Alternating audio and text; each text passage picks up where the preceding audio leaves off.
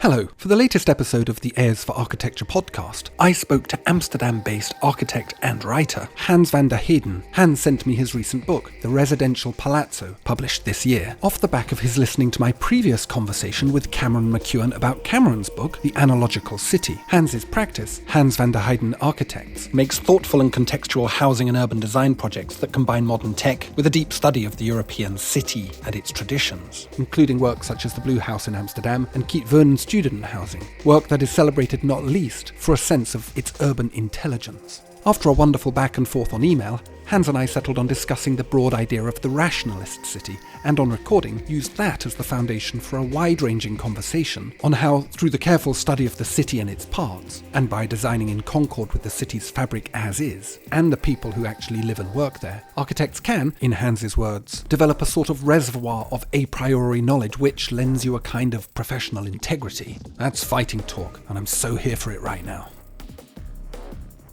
Heirs for Architecture, a podcast about architecture, buildings, urban culture and space.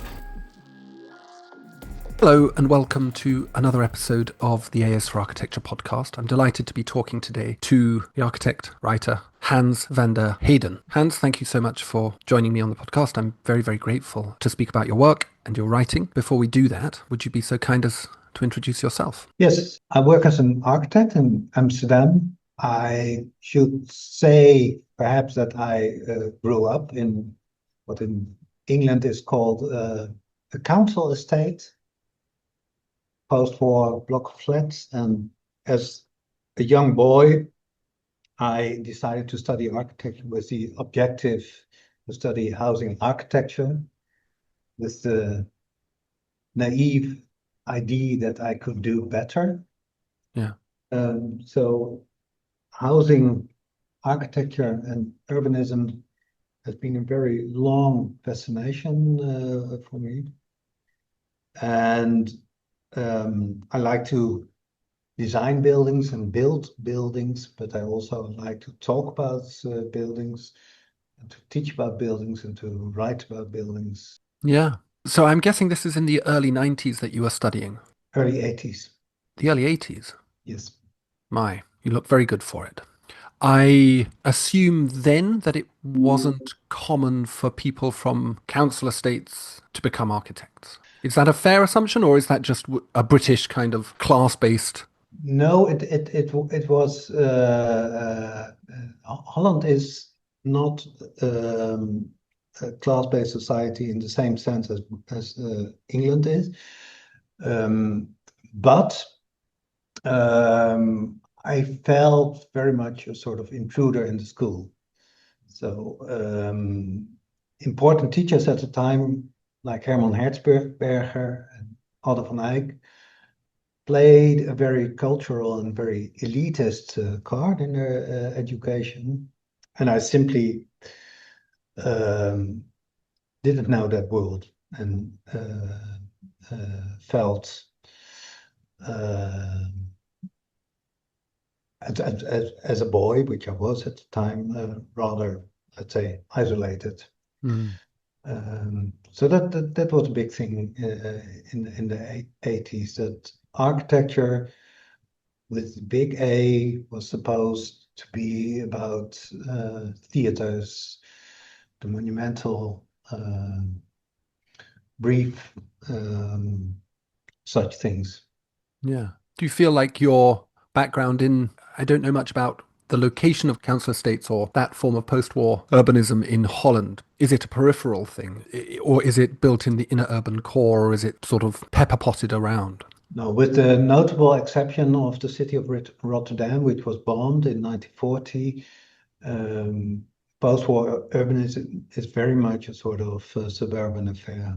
And do you feel like that is one of the reasons why you've become so interested in housing, in that post-war modernist housing development explosion? And as you noted in one of the articles, the article you sent me, which I have the title of here, and I think it would be elegant to read it out, The Heroism of Rationalism. You note that, 50% of all urbanism has been built post-war? Is that right? Well, some people argue it's more. But was it a disaffection with that sort of space that you were raised in that piqued your interest, or was it a satisfaction with it, like recognizing the competence and the ethic that and the philosophy, I suppose, that underpinned it? Well, there's a progression in that, I would say. So I think it's fair to say, as an 18-year-old, it was dissatisfaction. So I remember quite well that the entrance hall of the apartment block my parents lived in was cramped. It was low, and within that low space, there were, I think, 3 ducts transversing. Ducts is a sort of, I think, rock wool shell around it, and that was so low that people, whenever they moved something with their furniture, would damage that. And so the first thing you noted in that hall was a damaged rockwool casing of some kind of technical duct that was. And I never forget that image, because precisely that was the image that I thought, I can do this better. Then later at school, I started asking myself the question: how did these post-war areas, how were they planned? What were the ideas? What was the ideology? Because in Holland, that's quite distinct. There's quite a heavy ideological basis for post-war modernism. So from resentment, I sort of moved to, let's say, understanding. And if you like, there's a kind, anything that you understand also got a sense of beauty to it. So I think that's a next step. And then the article you refer to is yet another step, where, let's say, the understanding also becomes critical. Mm. And a central word in let's say, my self-critique is the notion of habitat. So more and more it became apparent to me that no matter what you think of post-war areas, and no matter how your prejudices are and whatever, there's this enormous mass of people actually living there.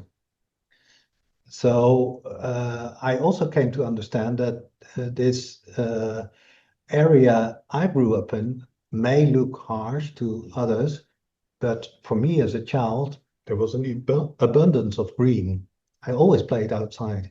I was a great football player as a 12-year-old.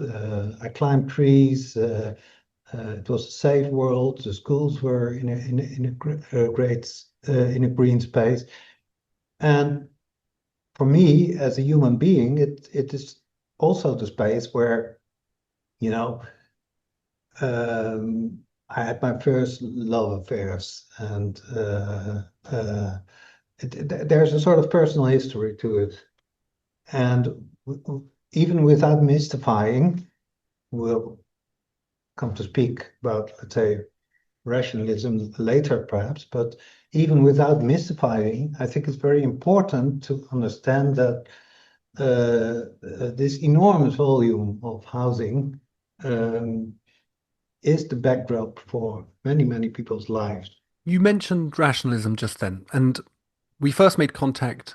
You sent me an email after listening to my podcast conversation with Cameron McEwen about his book, The Analogical City, which is based on Rossi, an analysis of Rossi, Aldo Rossi. And I was really pleased to get that email. And you said something interesting in it about this idea of rationalist discourse. And I guess this was perhaps rather foolishly of me. This was kind of the first time I had started thinking about it in those ways. And also that rationalist discourse had been, as you put it, frozen after the heroic generation of Rossi and so on. I wanted to understand better what you meant by this idea of a rationalist discourse in architecture. You said in that article that I mentioned, rationalism is about architecture and cities, asking which architecture and what city. And that seems like a kind of question that opens up 100 other questions. So I guess the easiest thing to do is just to simply ask you to define your terms. Yes, I'm glad you asked this, because that's absolutely fundamental. I think First of all, I would like to divorce the question of what is architecture, of what is rationalism in architecture. And the other one is what does rationalism do? So what is rationalism in architecture? For me, or to me, is the assumption that there is a kind of a priori when you design or when you talk about architecture. There is a body of knowledge, there's a body of experience. There is, when you talk about Rossi, for instance, the idea of type.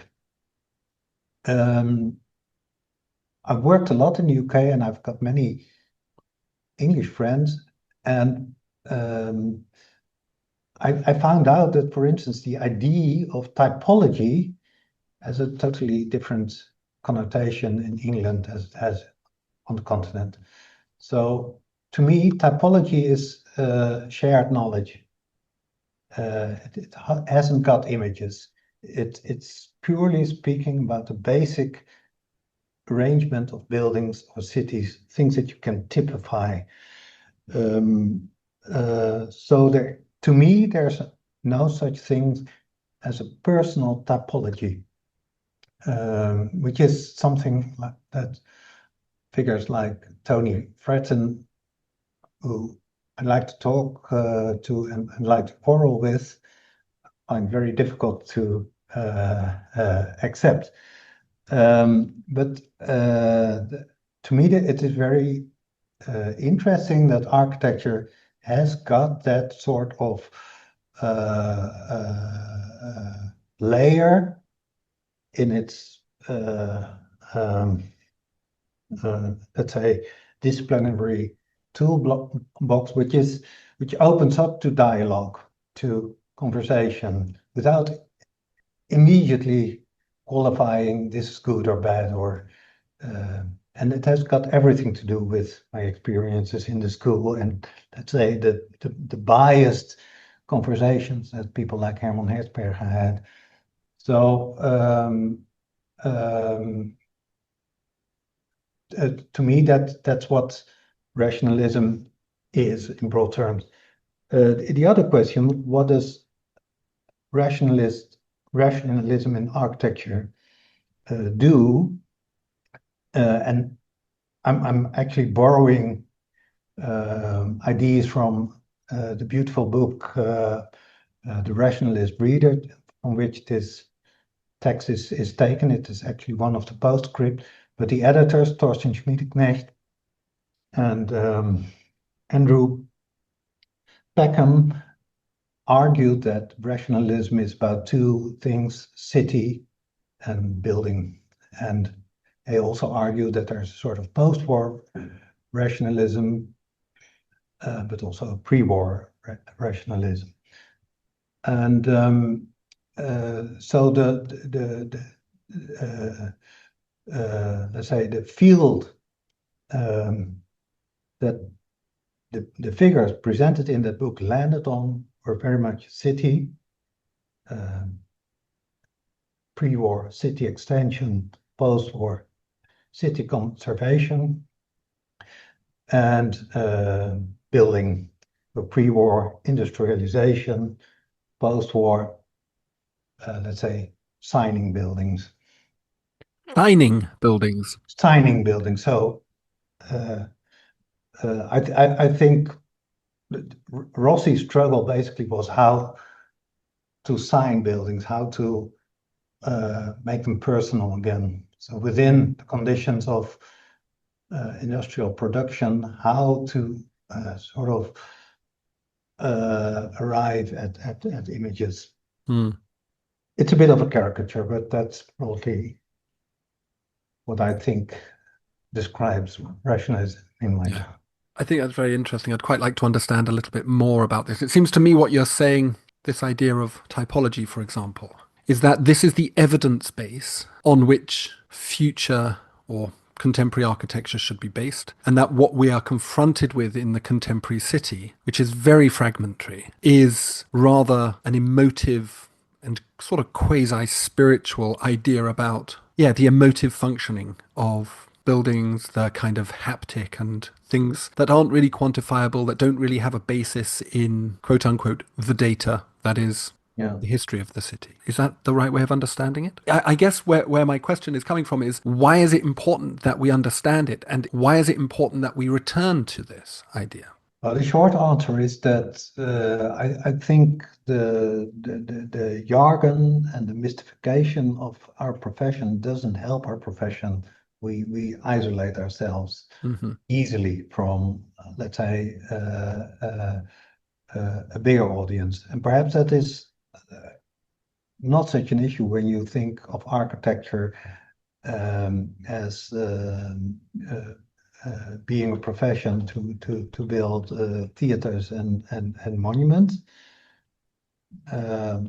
because then architecture safely stays within that territory. But as soon as you decide to work as an architect in, say, a post-war area, and if you then have to talk to residents, to people who actually live there, or police officers who do their job there, or housing trusts, or urbanists, or let's say the ground personnel of the city, then I think it's a very bad idea to start with your own prejudices first. I think we, as a profession, and that perhaps a pragmatic thing, but also an ethical thing, we really need to open up to such conversations.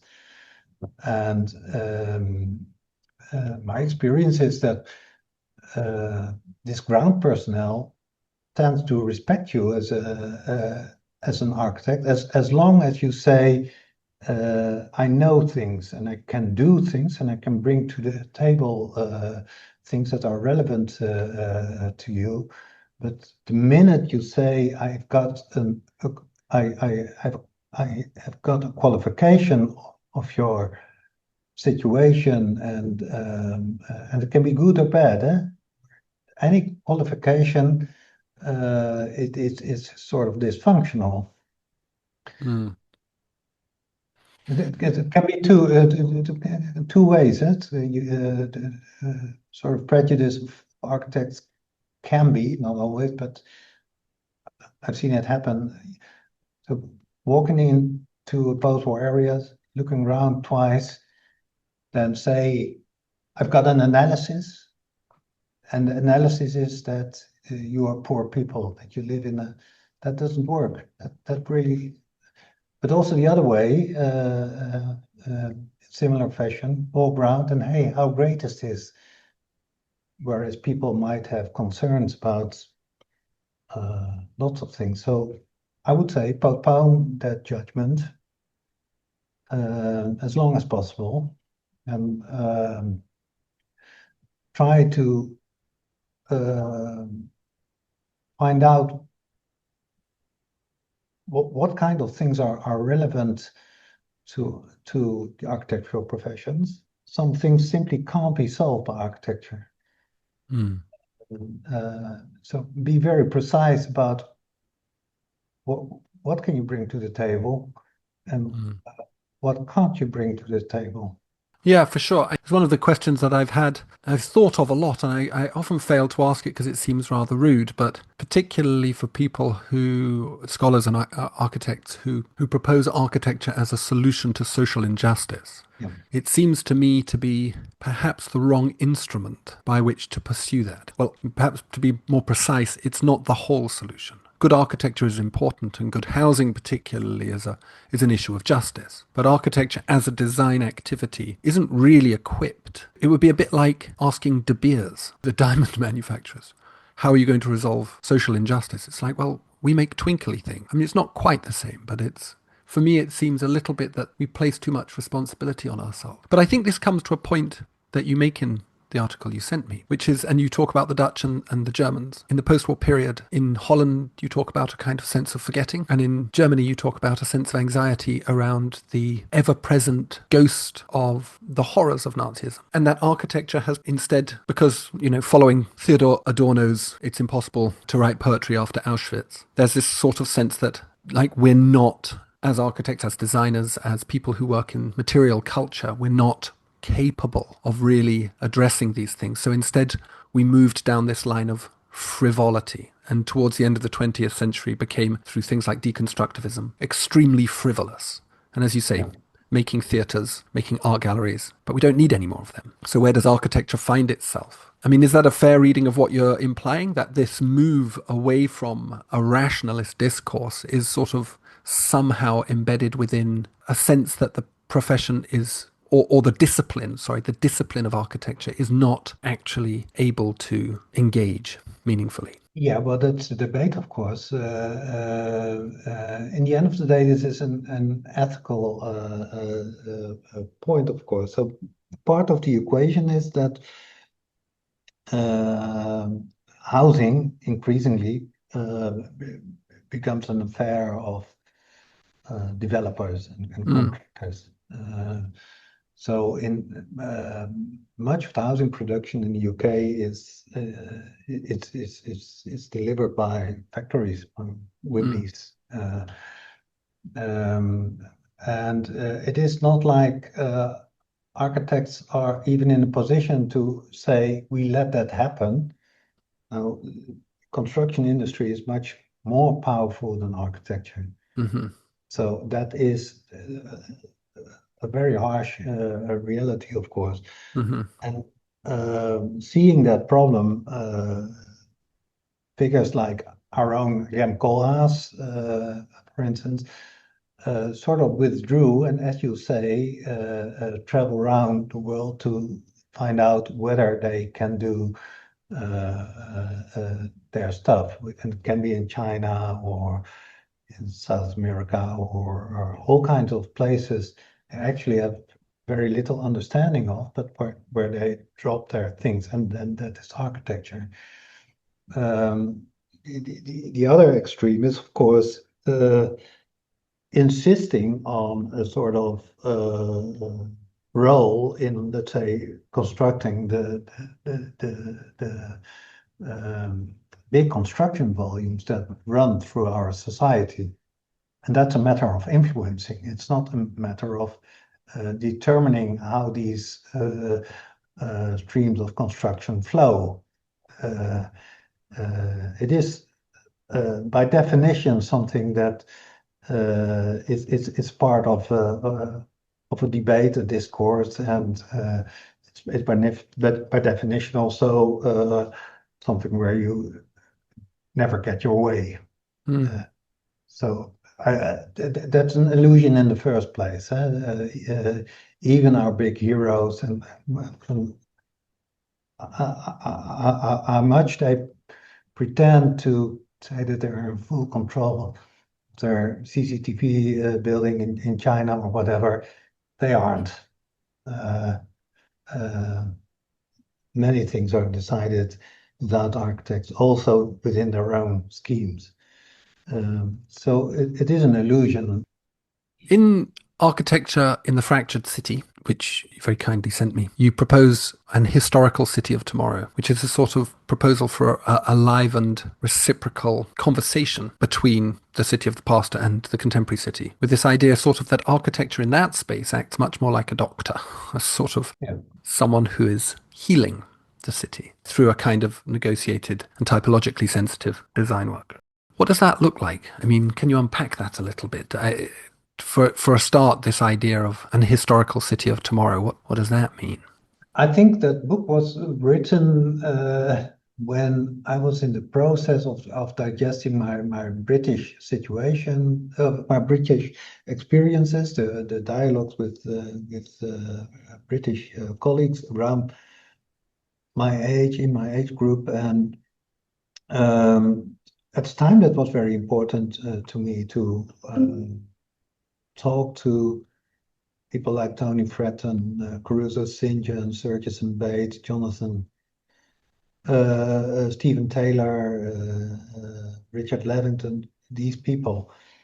And simply because in the Netherlands at the time, Jan Koolhaas was so big, there was nothing else. That very much was the situation in the 90s and after the years directly after 2000.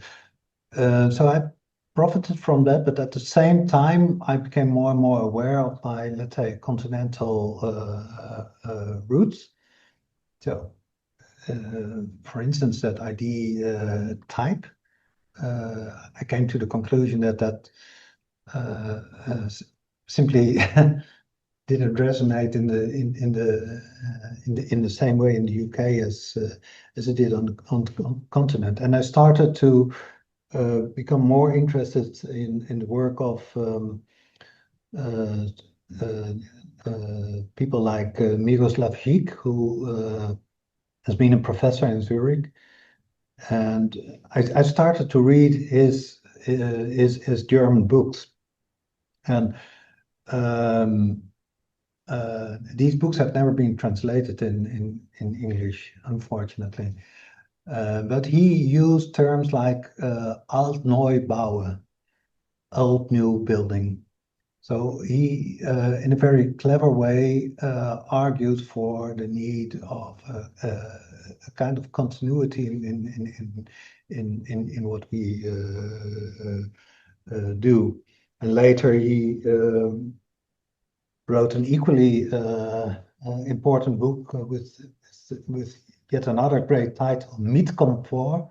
So mid-comfort, arguing for, let's say, the addressing of, let's say, a sort of center in society rather than its fringes. So the volumes rather than, say, the elite or the marginal fractions in society, and to argue for something that you can describe as well-being, comfort, pleasure, delight, and such things. So, of course, a neologism. Mm-hmm.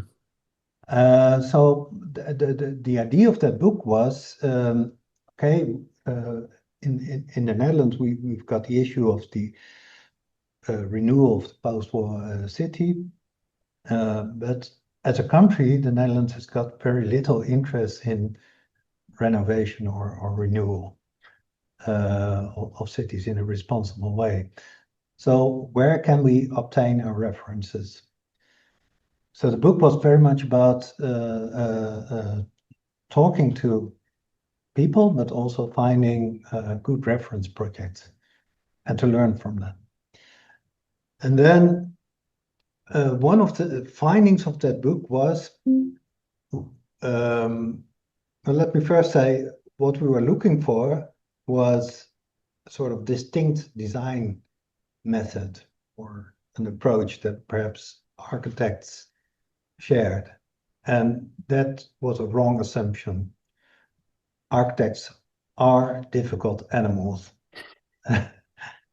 And even when they aren't, they are not prepared to sort of disclose how they actually work on things. But we couldn't find anything. However, what all these architects shared, and that was very interesting, was a surprisingly acute awareness of what I call task definition. So they could tell exactly in one short sentence, this was my job. This was what I was hired for. The rest is bollocks. But they also showed an awareness of, let's say, the financial context of things, and invariably insisted on a sort of control on that. And I think most importantly, they had a sense of negotiation. All these architects, also Alvaro Siza, also Roger Diener, also Luigi Snozzi, they all knew that whatever they put on the table was a sort of document to talk about. It was not the final thing. And they were prepared to talk about it. And then, interestingly, they were to talk about it in a sort of, let's say, rationalized way. So in all cases, they, for instance, said, this is a part of the scheme. If we agree on it, then that is the absolute core. We shouldn't touch it anymore. Then there is a layer of nice to haves, perhaps. Then there's a layer of things that we need to have, but the actual manifestation of it may vary. So perhaps it can go to another architect, or residents can do it, or whatever. And then there's a layer of things that we have to do, but we don't care. So their approach to this project was very much sort of layered negotiation, and it had a kind of relaxed quality to it. So these finally were the architects that were not nervously jumping up and down when they touched their baby.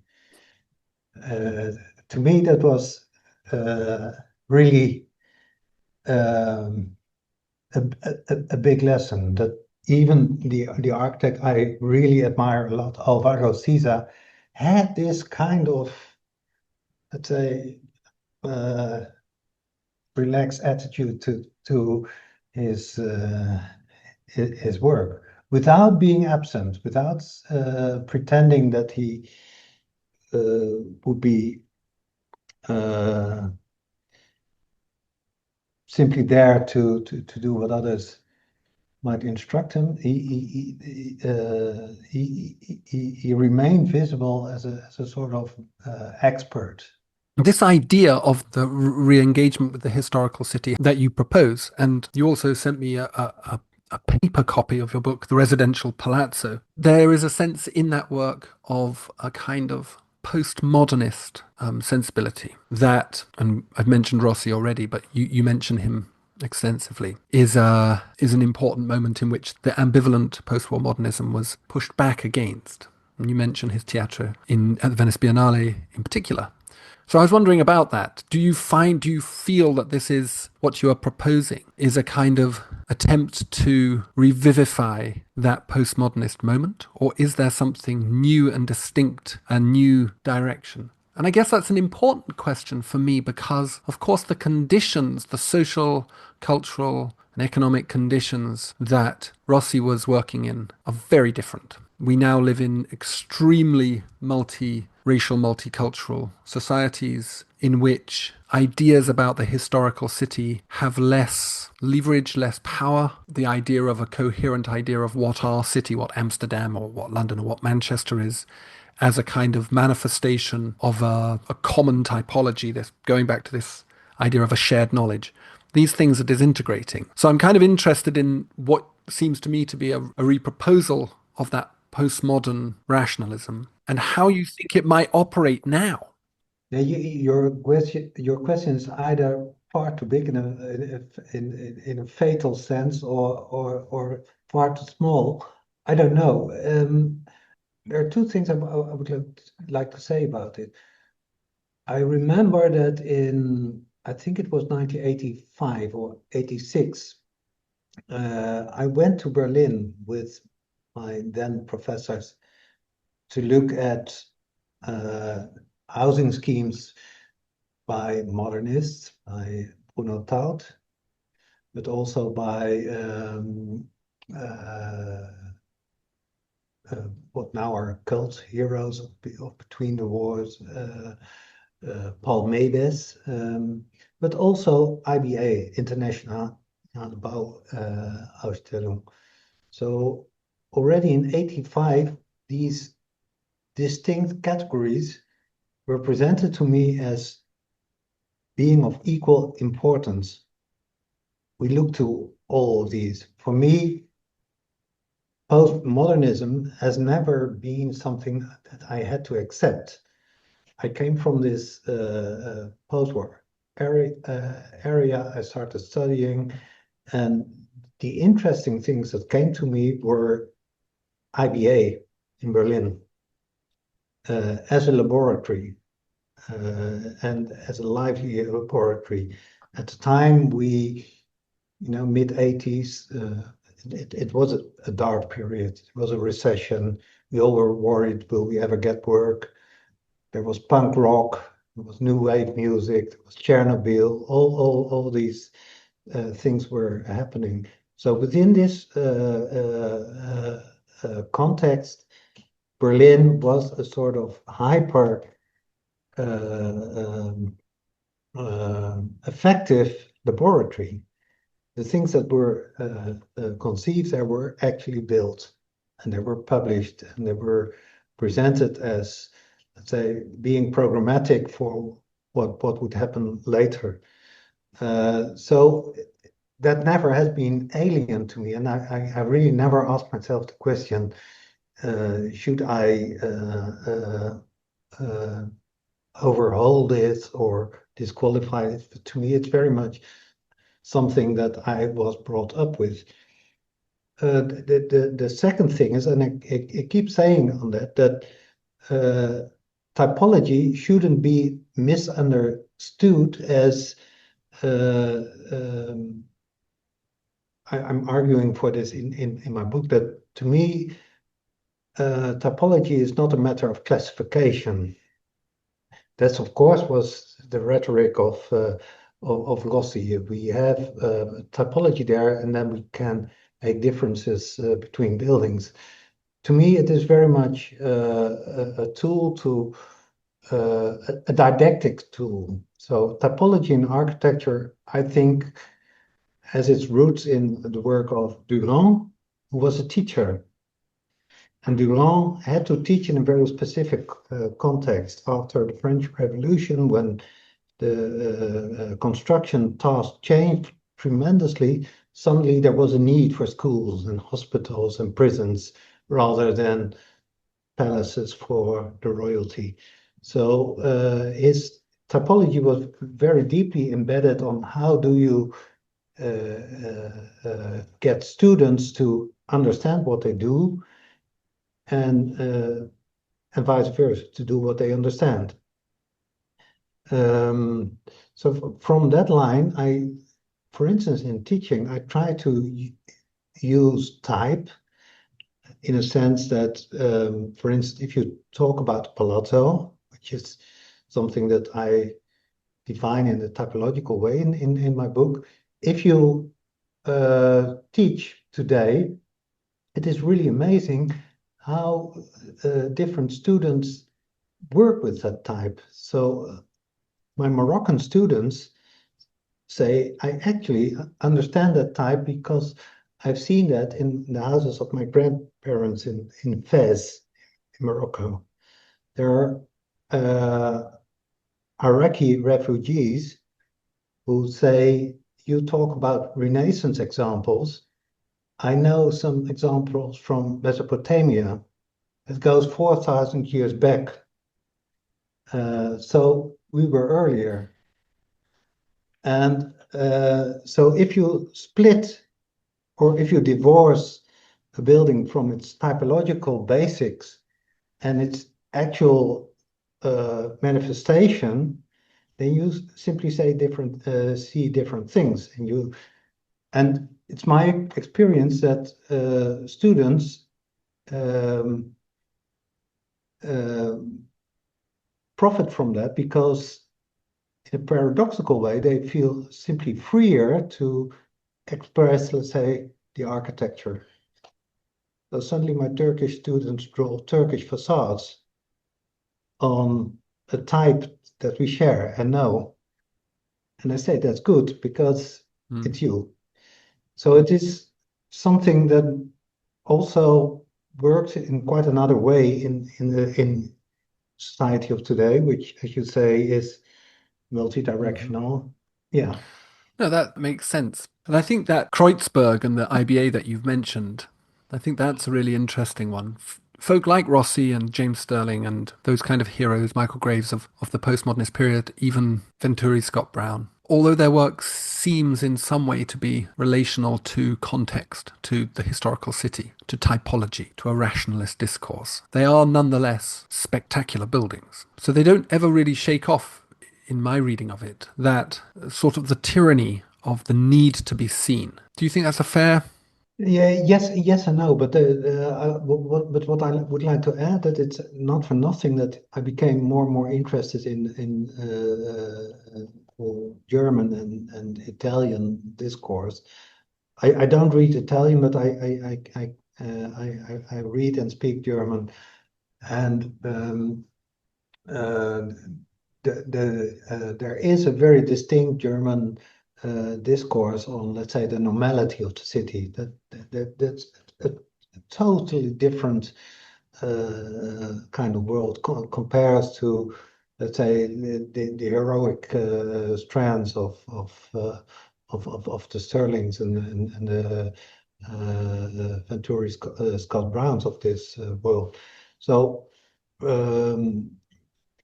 I'd like to mention people like Hans Koolhof, who has written magnificently about tectonics and uses the idea of tectonics to argue or to understand and design office buildings and housing projects better. There's also a figure like Vittorio Lampugnani, who has written, I mean, colossal volumes of books on the 20th century city, ignoring, let's say, the modernist perspectives, but writing in-depth analysis of Plan South here in Amsterdam or Le Havre in France. And these books address as mentioned earlier, volume building. That simply is also something that exists. And well, to me, that is very, very appealing. It's also fair to say that I think that, let's say, the kind of rationalist that I deeply admire and respect, let's say the generation of Ungers and Rossi and Grassi and if you like, even the Venturis, that like they brought something new or different to the table compared to pre-war colleagues. I think there is a sort of question of what, let's say, our topic should be today. And in that sense, I'm slightly worried because rationalism quickly is turning into a style. So when you see a gridded facade today, people tend, well, that's rationalism. But that style has never been a thing in itself in this discourse. It has always been about what city and what building. It was a sort of wider thing. So I am more concerned about well, again, what the hell should we do with our post-war areas, with the stuff that's already there, and which is impossible. It doesn't go away. It won't go away. We have to live with it. So there is a sort of inherent compromise in whatever we are doing. If you talk in such terms to Hans Koolhof about post-war cities, which I've done, he gets angry. He said, you should tear it all down. We're rich. You should get rid of it. As if there is a sort of mechanism in this world that has this kind of consensus or this potential for consensus. I'm too much of a punk rocker to really believe that. I think we are convicted to that world, and we should work with it.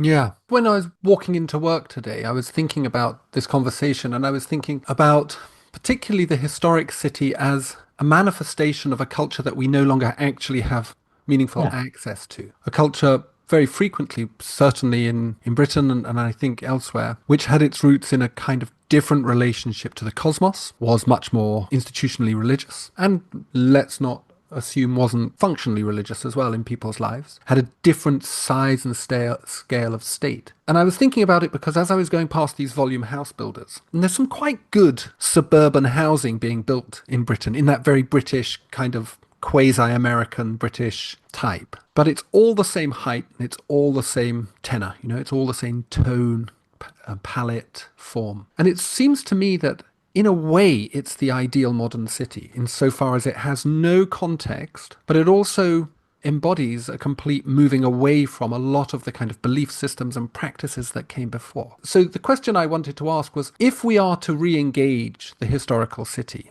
in a typological fashion, but we no longer utilize or depend upon the cultural forms, the cultural practices that made those cities what they are, those houses what they are, those buildings what they are. Like, we don't build churches. So these suburban estates are all the same height because we don't build libraries, we don't build sports centres, we don't build churches, we don't build community centres, we don't build shopping districts, we don't build pubs. We just build housing and everybody calls in Deliveroo to get their food. Or gets Tesco delivery. It's like, I'm not sponsored by Deliveroo or Tesco, by the way. But I think for me, the re-engagement with the historical city comes with it a re-engagement with historical forms of knowledge, historical forms of behavior, which is not going to happen. So I don't know what it looks like for what you're proposing. I don't know where we get to.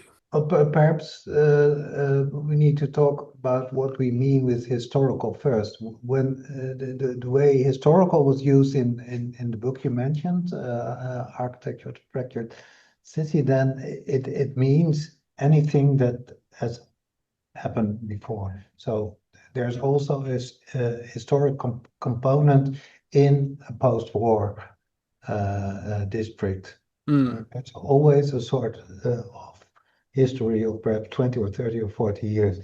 So it was also supposed to say that there is a value there. That if you agree that there has been a sort of ideology between such ideology in constructing such areas, it might have been visible at a particular moment in time before the building started to degenerate, etc., etc. So history, in my terms, is not a sort of return to 19th century or whatever. Another thing, and you're completely right about it, and frankly speaking, it is problematic, if not scary. You're talking about a sort of system-based society. So you are talking about capital-intensive companies who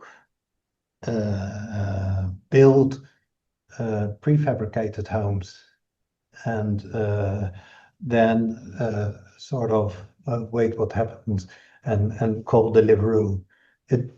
I found out, particularly in the UK, that there's another component to that, and that is what then is public space. So when I was designing schemes in Liverpool, I found out that the city authorities were not interested in the design of public space, not a bit. The people who were interested were the people of Secured by Design. And they had a very simple perception of the city. You've got through roads, and the police will survey those. And then you've got the cul-de-sac that is happening within the factory-produced estates surrounded by a wall, one gate. And the expectation was that's privatized space and therefore safe. Which in itself is questionable, as we know. So you're right that is difficult, and it's precisely there that I think that